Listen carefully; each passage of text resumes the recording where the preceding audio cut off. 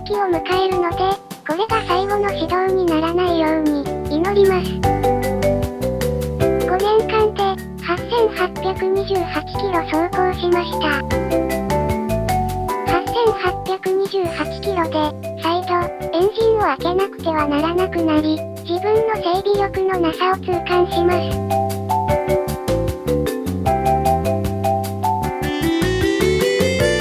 それでは、まず、暖気を行います。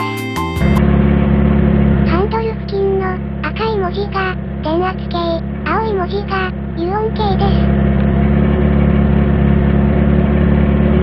油温計が80度くらいになるまで、アイドリングで油温を上昇させます。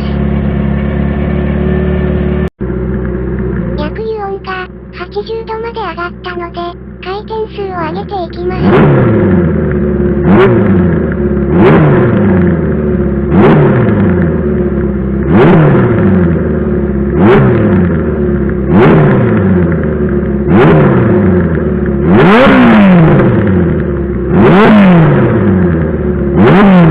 白煙がだいぶ多いですね。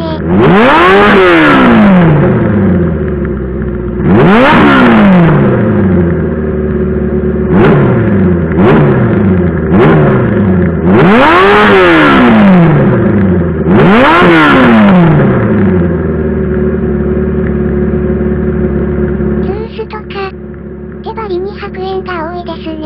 おそらく多少オイル上がりをしているのですが、この後マフラーを取ってみたところ、すすがたくさんついていたので、それが原因かもしれません。どのみち、要整備でしたね。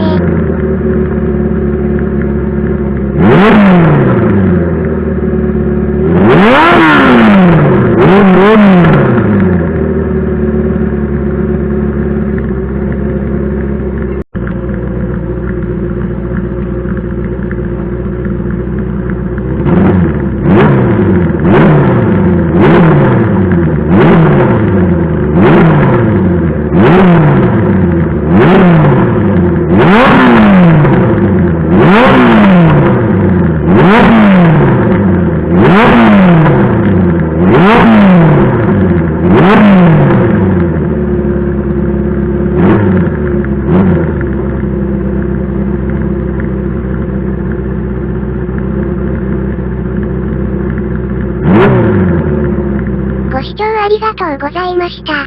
エンジンオーバーホールの様子などもアップするので、ぜひ、チャンネル登録お願いします。